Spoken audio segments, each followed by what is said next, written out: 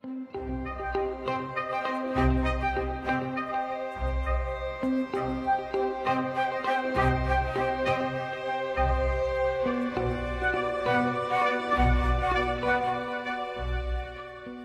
ujung timur Laut India, tersembunyi di balik lembah berhutan lebat dan pegunungan berkabut, terdapat tanah yang dijaga oleh warisan kuno, Nagaland.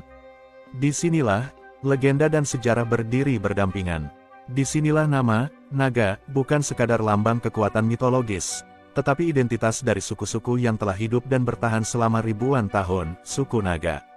Banyak yang mengira kata, naga, hanya merujuk pada makhluk mitos penguasa langit dan api. Namun bagi masyarakat di Nagaland, itu adalah nama yang mengalir dalam darah mereka. Terdiri dari lebih dari 16 kelompok etnis, seperti Ao, Angami, Konya, dan Lota. Suku-suku ini menyebut diri mereka bagian dari bangsa naga, penjaga tanah tinggi, penutur cerita langit, dan pewaris jiwa leluhur.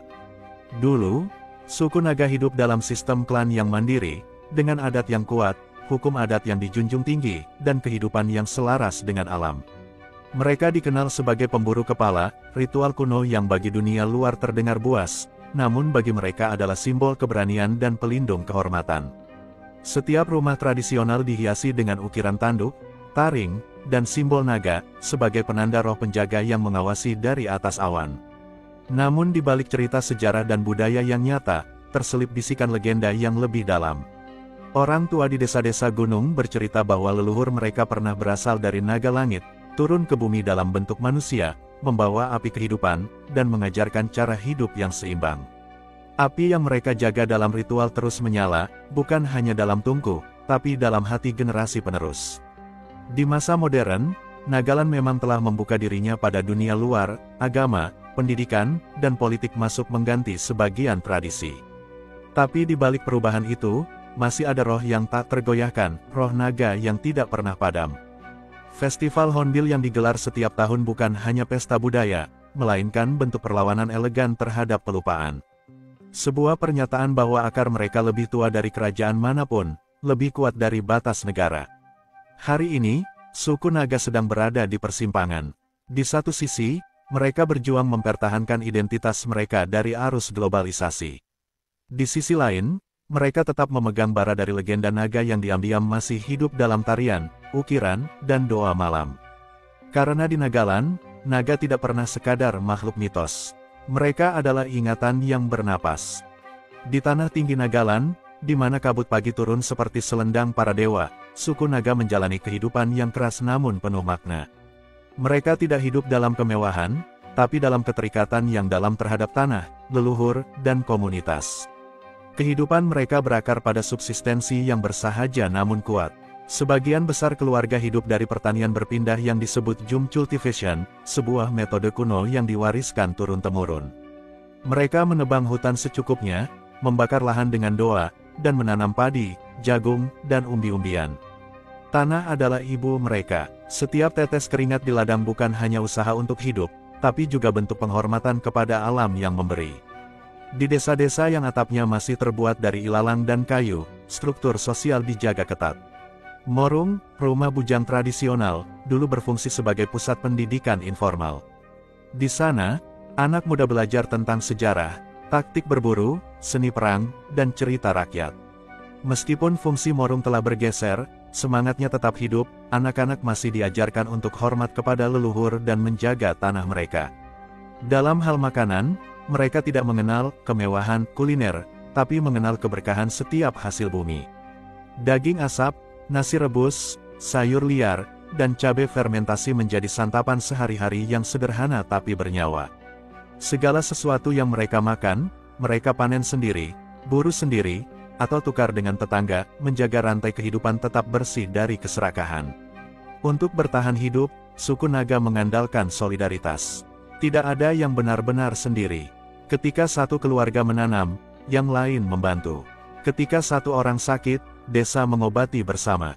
Kekuatan mereka bukan pada senjata atau teknologi, tapi pada ikatan sosial yang tak bisa ditembus zaman. Namun bukan berarti mereka menolak modernitas. Banyak anak muda naga kini berpendidikan tinggi, menjadi jurnalis, akademisi, seniman, dan politisi. Tapi mereka tidak melupakan akar. Mereka kembali ke desa saat panen raya. Mereka menyanyikan lagu-lagu nenek moyang dalam festival.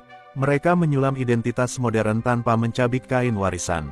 Kehidupan suku naga adalah kisah tentang bertahan, bukan dengan menolak perubahan, tapi dengan menjinakkannya. Mereka tidak menutup pintu pada dunia, tapi juga tidak membiarkan dunia menghapus jejak mereka. Di antara suara gemuruh globalisasi dan modernitas yang menelan banyak budaya, suku naga tetap berdiri. Mungkin mereka tidak lagi berburu kepala, tapi mereka tetap menjaga kepala mereka tetap tegak, bangga, berakar, dan hidup sepenuhnya. Karena bagi mereka, bertahan hidup bukan sekadar soal makan dan tidur. Itu adalah perjuangan untuk tetap menjadi siapa mereka sebenarnya, di dunia yang terus mencoba mengubah segalanya. Di Nagaland, hidup bukan sekadar rutinitas, melainkan bagian dari tarian panjang antara manusia dan alam, antara masa lalu dan masa kini. Adat istiadat bagi suku naga bukan hanya aturan, tapi seperti urat nadi yang mengalirkan makna dalam setiap gerakan mereka, dari cara menyapa, menanam, hingga cara mereka meratapi kematian. Setiap suku dalam keluarga besar naga, Ao, Sumi, Angami, Konyak, dan lainnya, memiliki variasi adat yang unik. Namun di antara perbedaan itu, ada benang merah yang mengikat, rasa hormat kepada leluhur dan keseimbangan dengan semesta. Pernikahan, kematian, kelahiran, semuanya dilingkupi upacara yang sakral, dilaksanakan dengan nyanyian, tarian, dan persembahan kepada roh-roh yang menjaga tanah dan langit. Salah satu kekayaan budaya yang paling mencolok adalah tarian dan musik tradisional. Setiap gerakan tari mereka bukan sekadar hiburan, melainkan bahasa tubuh yang menceritakan pertempuran, panen, cinta, dan doa. Gendang dari kulit kayu dan lonceng logam dibunyikan bersamaan dengan teriakan khas yang membakar semangat. Saat festival Hornbill tiba, tanah Nagaland bergetar oleh hentakan kaki para penari yang mengenakan pakaian perang, topi dari bulu burung rangkong, dan hiasan gigi hewan di dada mereka. Tradisi lisan adalah pusaka yang paling rapuh tapi paling sakral. Dongeng, pepatah, dan legenda diturunkan dari mulut ke telinga, dari api unggun ke kasur tanah liat, dalam bahasa-bahasa lokal yang kini perlahan mulai tenggelam oleh gelombang bahasa dominan. Namun beberapa tetua masih menyimpan ribuan kisah tentang roh penjaga hutan, naga penjaga sungai, dan pahlawan yang berjalan antara dunia manusia dan dunia roh. Dalam adat pernikahan, mas kawin bukan sekadar harta. Ia adalah simbol kesepakatan antar keluarga, pengikat antar klan. Perempuan suku naga dihormati sebagai pusat rumah tangga, dan perannya dalam masyarakat bukan hanya domestik, tapi juga spiritual, penjaga api rumah dan suara pertama yang memanggil leluhur saat upacara. Dalam kematian pun, tradisi mereka penuh makna. Orang yang wafat akan dimakamkan dengan benda-benda kesayangan, dan nama mereka akan dikenang dalam penanda kayu ukir yang diletakkan di depan rumah atau di tanah pekuburan desa. Bagi mereka, kematian bukan akhir, tapi perjalanan menuju dunia roh, di mana para leluhur menunggu dengan tenang di balik kabut. Namun yang paling menarik adalah bagaimana budaya mereka terus bernapas di zaman modern, bukan sebagai museum hidup, tapi sebagai kekuatan yang fleksibel.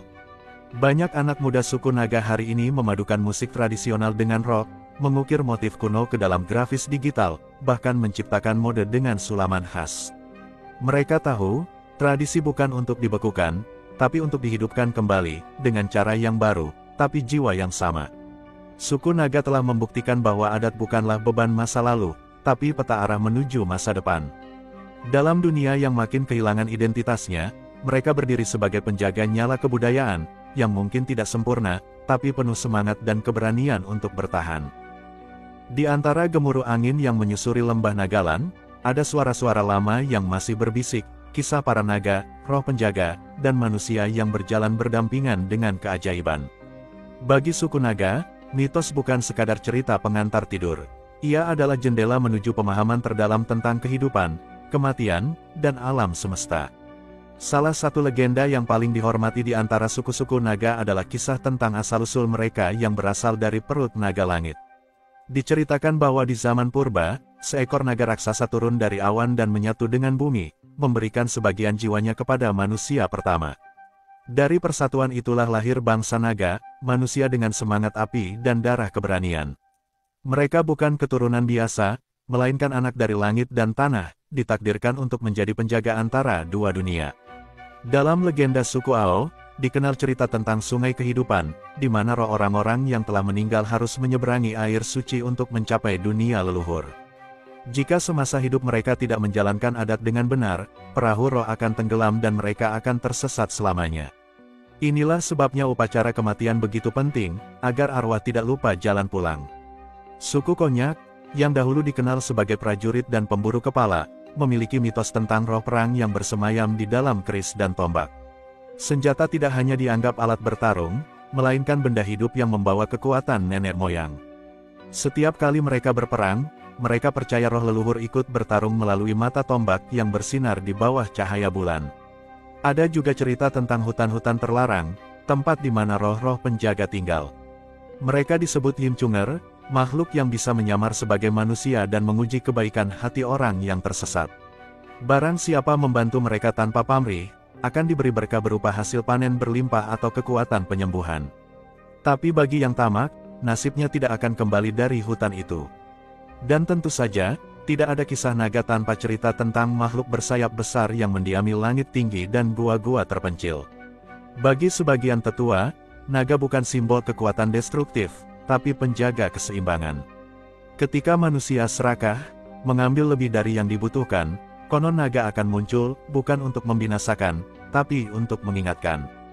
Hujan badai, gempa bumi, dan kegagalan panen dianggap sebagai napas murka naga, yang muncul ketika manusia lupa akan adat.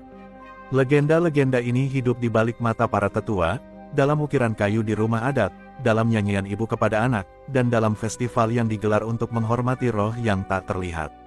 Bahkan hari ini, di zaman teknologi dan informasi, banyak pemuda suku naga yang kembali menggali mitos-mitos ini, mendokumentasikannya, mengubahnya menjadi puisi, film pendek, dan cerita rakyat digital. Karena bagi suku naga, mitos bukanlah dongeng.